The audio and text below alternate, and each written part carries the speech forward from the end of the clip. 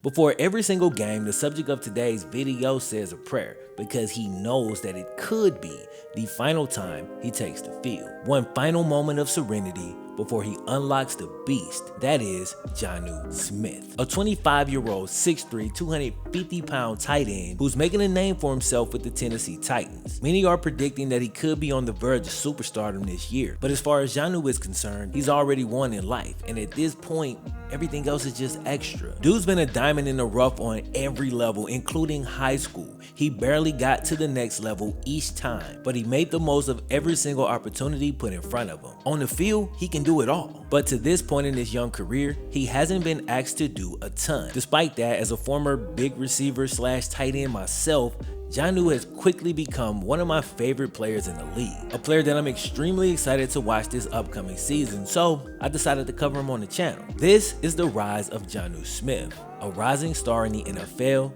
looking to make his mark. But other than that, without further ado, you already know what time it is, man. Cue the Wayne. Yeah, you'll never know quitter, 'cause I'ma go get her.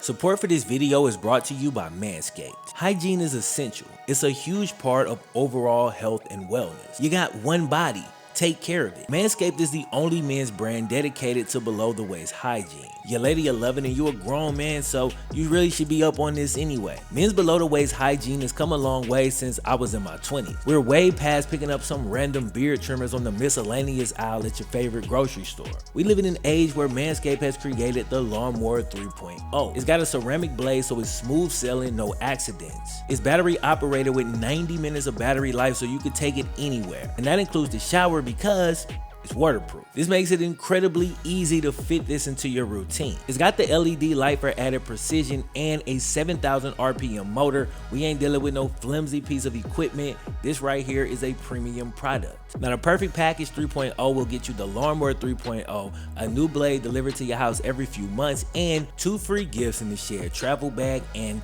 the high performance anti-chafing Manscaped boxer brief. So click the link in the description to save 20% on your order. That'll take you to manscaped.com/FlemLo. Again, link is in the description. Shout out to Manscaped once again for sponsoring the video. Without further ado, let's get him. Jonnu Smith might be on the verge of becoming a household name, but for the first 3 days of his life, the man didn't even have a name. See, his mom wanted to come up with something unique and hadn't chosen yet. She came up with a name that she'd actually never heard before, Jonnu. Jonnu was actually forced to develop coping skills really early on. He had to learn to put things in perspective and keep a relatively positive mindset just in order to move forward, you know? You'll actually see him utilize that skill a little bit later in this video as he started to deal with some hardships in his career, but we'll get there. Now, when Jonnu was only 4 years old, he actually lost his dad in a tow truck accident. As you'd expect, it took him a while to learn how to deal with his loss, but 1 year later, he discovered a game that offered a much needed distraction. At 5 years old, he walked onto the Pop Warner fields for the first time, and his love for the game began to manifest. Unfortunately for Jonnu, football would soon become a forbidden love, as his mom, who was now raising 6 kids on her own, wanted her youngest son to focus on school. Her oldest son had actually gotten into a lot of trouble in Philadelphia, kind of got caught up in that life. She didn't want the same thing for Jonnu, so she did what she thought was best for him. See, she didn't inherently have an issue with him playing ball, but the school she felt was best for his academics just so happened to not have a team. It really ate that dude to not be able to play the game that he'd fallen in love with, but he was a smart kid and understood that his mom was doing what she thought was best. He grew up in a rough part of Philadelphia, and since money was tight, Jonnu's mom feared he'd get mixed in with the wrong crowd. And real talk, even the most nimble of cats can get tripped up while chasing fast money. Jonnu's mom was determined that that would not be her son. So when he turned 15, she actually sent him from Philadelphia to Florida to live with his aunt. While I'm sure he felt the same range of emotions any kid would feel when moving 1,000 miles across the country, the thing he felt the most was excitement. Like, once he found out what school he was gonna be enrolling in and he realized that they had a football team, dude hopped on a plane and was gone. He enrolled at Ocala High, far from a football powerhouse, as the school, despite being in Florida, which is a hotbed for high school football talent, had never produced a single D1 recruit. And if we being real, they really didn't do a whole lot to earn their first one either. Because when Jonnu, who's a natural beast of an athlete, was a junior, The man only had 9 receptions the entire season. Your damn show ain't about to get a D1 offer off that. Fortunately, the following year, dude caught 34 passes as the team went 5-5. Again, they had never produced a single D1 recruit, so colleges weren't exactly lining up to scout their talent. All except one coach, Mario Cristobal. Hardcore Bama fans and all the Oregon fans should be familiar with this name. At the time, Cristobal was the head coach at FIU, and his policy went like this. It's 545 high schools in Florida. At least one of his coaches was required to visit every single one of them. This was every single year. He was in NCAA 14, still scouting all them one-star dudes at the bottom of the list, trying to find that diamond in the rough. If you played the game, you know 9 times out of 10, you ain't gonna find nothing. But every now and then, you click on some dude and his number shoots up 15 points and boom, you just found a hidden gem. When one of those coaches finally got to Jonnu's school, which was probably 543rd on the list, they weren't overly impressed with his film or the way he had been coached in high school. But the scout who came down to see him in person said it only took him 10 minutes to know he would be a big-time college player. The rest of the coaching staff needed to see for themselves, so they invited Jonnu to an FIU camp. He obviously impressed them because when he left with a scholarship offer. The coaching staff probably celebrated. They had just secured one of FIU's greatest players ever. But before he ever took the field, every last one of them got fired. That's life. The hidden gem they found went on to become the most prolific tight end in FIU's entire history. In 4 years, he racked up 178 grabs for 2,000 yards and 18 touchdowns, the most by a tight end in all 3 categories. He really showed that toughness he developed growing up in Philly in his best college game.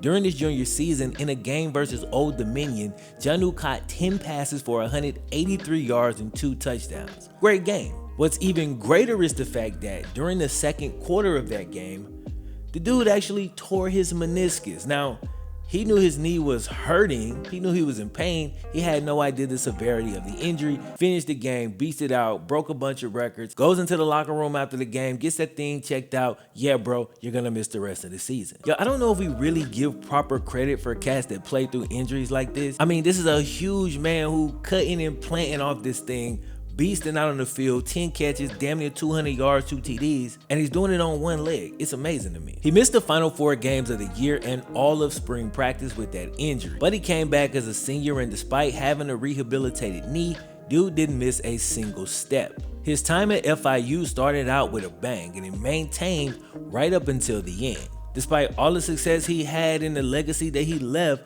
his career at FIU ended in like one of the most ridiculous ways imaginable. See, Jonnu and his then girlfriend had some issues, right? He was out there in college doing his thing, ended up getting her pregnant. Okay, cool. Problem is they had an immature relationship and the girlfriend felt that Jonnu wasn't giving her enough attention. Now check it out. This is literally what she told the police. I'm not like making this up. She felt she wasn't getting enough attention. So what she did was she heated up some water, right? Let it boil, and then she threw it on Jonnu, boiling water on him. Yep, that's what she did. She felt that was a reasonable response to not getting enough attention in a relationship. That's tough. That's really tough, bro. The 3rd-degree burns he sustained during this completely over-the-top and unnecessary situation derailed the remainder of his senior season and honestly could have ended up really hurting his career. And if you're the person who's about to give birth to this man's son, like the last thing you want to do is hinder his ability to provide for the child that y'all made. You know what I'm saying? That's come on, bro. You gotta think. Fortunately, Jonnu bounced back when he was invited to the 2017 Senior Bowl. He already had the attention of many NFL scouts, but seeing dude up close really solidified it. At the NFL Combine, he measured in at 6'3", 248 pounds, ran a 4.62, had a 38-inch vertical, and hit 22 reps on the bench.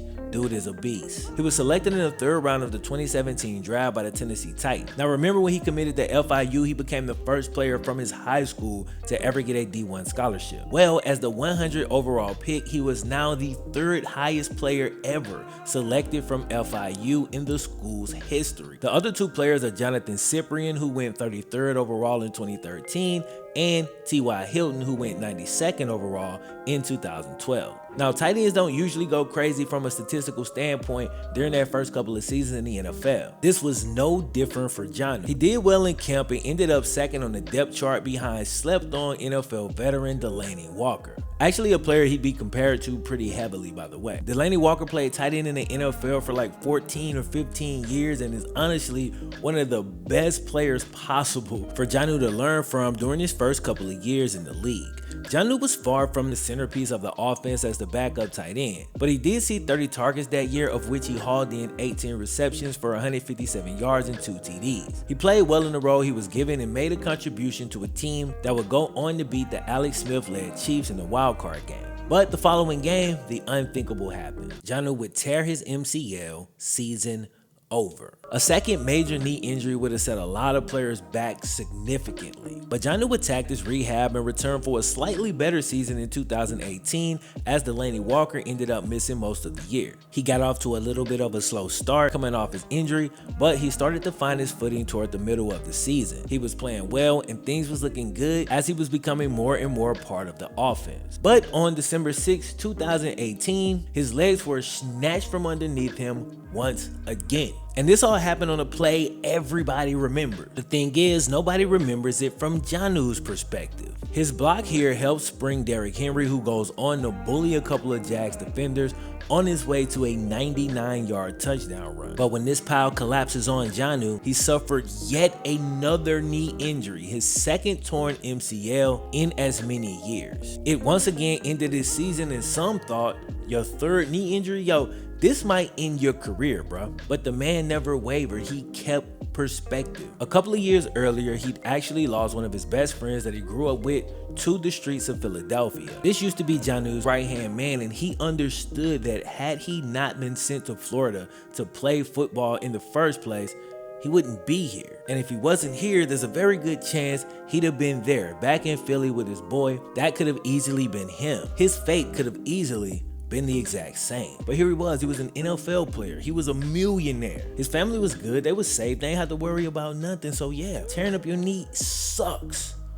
But oh my goodness, it could be so much worse, right? Like, in perspective, there's so many people that will switch places with me right now. You know what I'm saying? That's what he's thinking. So he keeps that mentality, he keeps that mindset, he attacks his rehab again. And I gotta say this, bruh.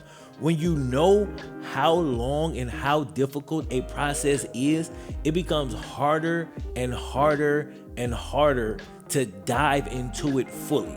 Trust me, right? This is his second MCL injury, so he knows what's ahead of him in rehab. Kept his mind strong though, kept his mental, attacked it, came back yet again. And this time, he was ready. In 2019, Jonnu had his best season as a pro.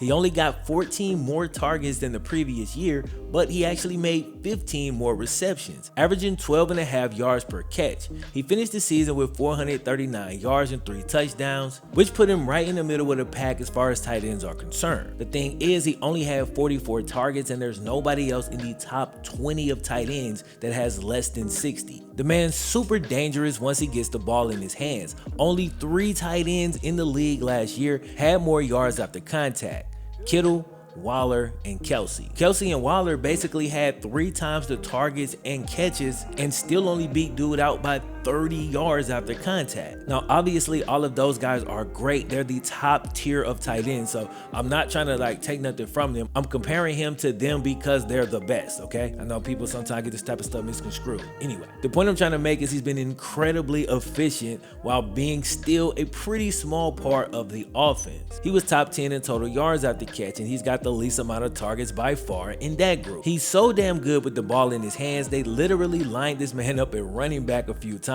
He actually got 4 carries on the season and gained nearly 80 yards rushing, including a 57-yard gain. So please don't sleep on his overall ability. Dude's remarkably balanced and can line up in multiple spots. There's a pretty good chance he'll take yet another step this season, depending on how the Titans decide to use him. But regardless to how that goes, Jonnu has quickly become one of my favorite players in the league, as I love his play style, his mentality, his approach, and he's got a dope story. So boom. For me, sports isn't always about rooting rooting for the guy who gets the best stats. Don't get it twisted, I love watching superstar players as much as the next person. But one of my favorite things is finding players who may not necessarily be a star and may go under the radar when it comes to most fans, but they've got compelling and inspiring stories, and it adds a layer of depth and humanity to a sport that can be pretty damn brutal at times. Every player is not going to be a superstar, but that doesn't mean their impact isn't felt on the field. And for some football fans who like to look a little bit deeper, cats like this can quickly become some of your favorite players. Jonnu Smith has become yet another one of those guys for me. And maybe after watching this video, he'll become one of those guys for you too. That's all I got for y'all today, man. I hope you enjoyed the video. If you did, don't forget, click the thumbs up button, subscribe if you're brand new, and enable your notifications. Click the bell. That way you're notified every time I upload a video. If you need more content to watch and you enjoyed this one, maybe check out my video I did on Allen Lazard, another role player type of guy who plays for the Packers. Dude's got an amazing story that I went over in the video popping up on the screen. Also, I have tons, like hundreds of these videos, so feel free to look around the channel, find more videos that you like. The catalog is full. Anyway, man, other than that, my name is FlemLo Raps. I'm gonna holler at y'all next time, fellas. Bye.